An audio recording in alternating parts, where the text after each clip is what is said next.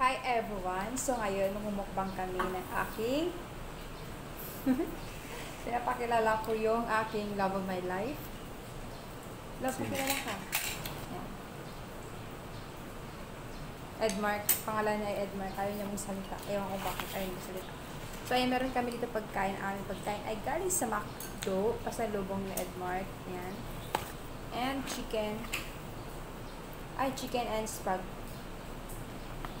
Tapos, meron kaming isda, pritong isda.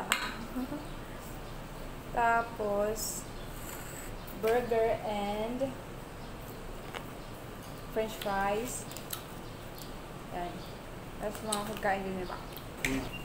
Ayan ang ating pagkain.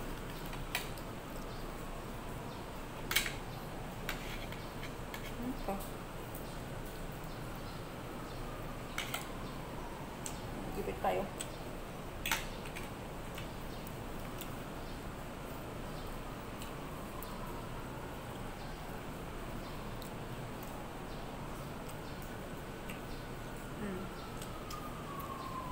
Tapos mo na.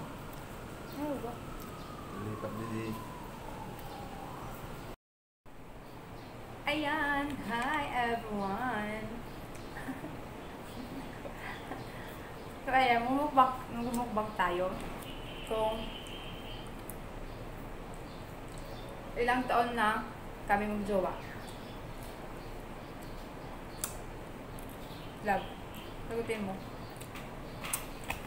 Secret lang. Love, magsalita ka eh.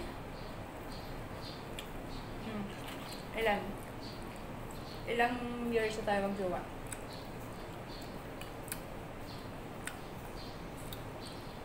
I think 6 years. No! Bakit ko nakalimutan? 7 years na tayo. Last year. 7 years and 5 months. Saan tayo nakakilala? Buti Sa pala. RTC.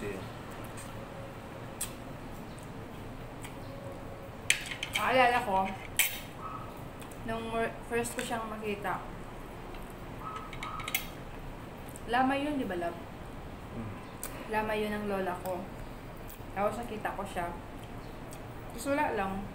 Bakit, love, di ba pag nakikita mo isang tao, mahal mo sa tao, ma-starstruck ka, o di kaya naman magkakaroon ng slow mo. Bakit wala? Iwan ko sa'yo. Wala man ako naramdaman sa kanya nung makita ko siya. I don't know why. Nung niligawan niya na lang ako, doon na lang ako na-develop. Doon na lang ako nakagusto sa kanya. Pero nakakatawa kasi nung nakita ko siya, in pain siya noon kasi na-discrush siya kayo, di ba? Na-discrush siya, tapos nagkaroon siya ng gas-gas sa paa. Tapos, ano yun? Tapos yun. Tapos in pain siya na makita ko siya, nag-upo siya, tapos na meron siyang facial grimace na in pain talaga siya. Kasi nakita ko yung paa niya, gas-gas. Alam mo kasi bilang isang nurse, parang gusto kong yung sugat niya, gusto siyang tulungan, gusto ko siyang linisan yung sugat niya. Pero syempre nahihiya ako kasi hindi ko pa naman siya kilala, as hindi ko pa naman siya close friend. Storya. Ano mo?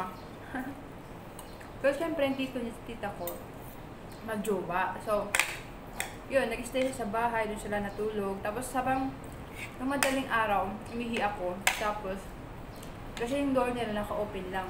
Pero siya, hindi pa siya natutulog. Nakita ko siya, hindi pa siya natutulog. Kasi di niya alam na nakita ko siya. Kasi yung kwarto nila, naka-open lang. Doon sila nanay, inay, itay. Ay, inay lang wala sila itay. Yung lola niya. Yun, nakaupo siya. Tapos tinitingnan niya yung sugat niya. Alam ko in pain siya. Tapos sila, hinayaan ko lang siya kasi pag nahihiya ako, hindi ko naman siya kilala.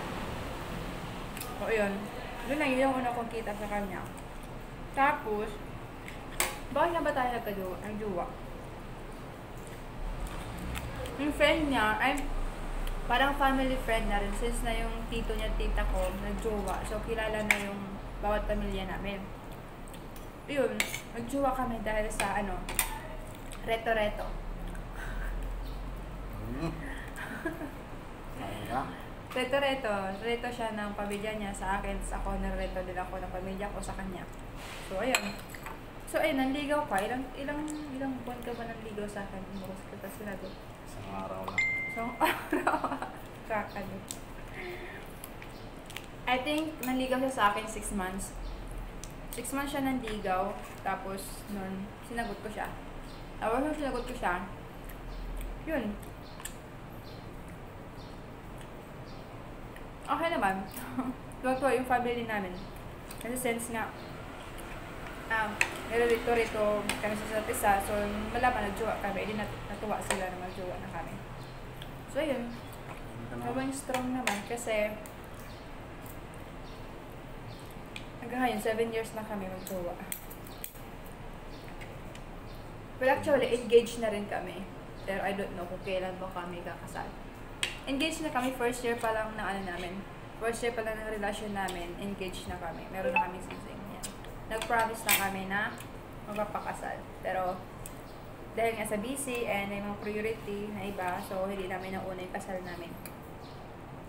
So, Hindi yan. siya makalabas dito. Yung trabaho ko dito sa stay-in, so hindi ako makalabas dito. So, ayan. Tapos dating natrabaho kasi ako sa ospital. So, ayun. Dalaw niya ako sa ospital. Nag-visit sa doon. Nag-aaral siya noon. So, binivisit niya lang ako tuwing Sabado. Pag-uwi niya, galing sa Borongan. Uwi siya sa oras. Tapos, ayun, nag-visit siya sa kung saan ako nag-work sa ospital. So, ayun. After 6 months sa paniligaw, ayun. Sinagot ko siya. So, ayun, mag-iwan kami. Yan. Question. Question love. Baka may nagtatanong dyan sa atin. Kailan mo babala ako pakasalan?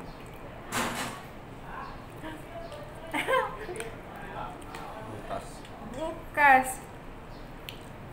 Actually, nagpa-plan na kayo pakasal next year. Nagpa-plan na kayo. Nag-start na kayo mag-ipon. Hindi naman siya bonggang kasal, pero ano lang muna, civil. Simple lang muna. Civil lang muna. At least meron ng basbas. Meron ng kasal na kami.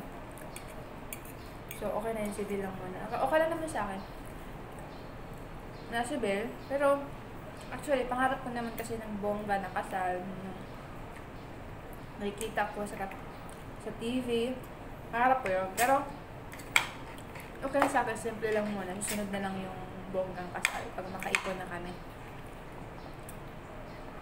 Makaipon na kami ng pera. Ayan. At least kasi paano, makasal na kami kasi napaplano na rin kami magkaroon ng baby. So, ayun.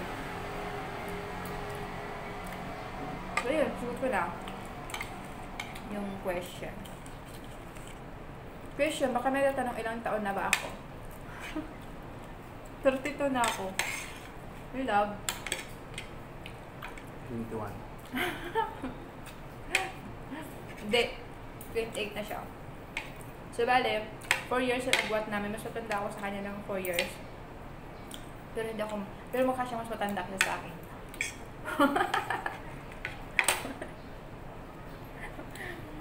So, ayan.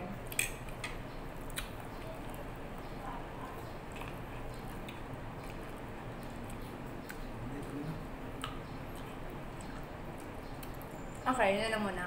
Thank you for watching. Love you all. Okay. Cheers na.